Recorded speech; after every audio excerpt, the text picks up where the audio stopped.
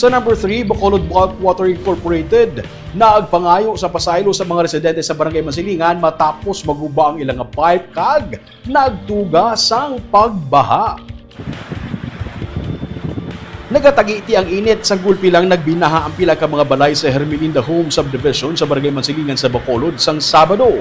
Nagwa nga ang nabuka nga pipeline sa Bacolod Water Incorporated kabangdanan nga nag-awas ang tubig pakadto sa mga panimalay. Naglapot pa ang danaw sa dalan. Ginpaatag sang tagdumalahan sang BBWI nga nagaserbi nga water supplier sa Basiwa Prime Water nga nagpatigayon sila sang disinfection kag chlorination sang matabo ang insidente.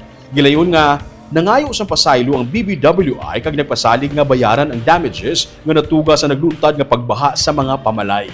Natigayon na nga nakaayo ang naguba nga pipeline, butang nga gindayaw naman ni Mayor of the Benitez nga ilang madasig nga pag-akto sa amo nga insidente.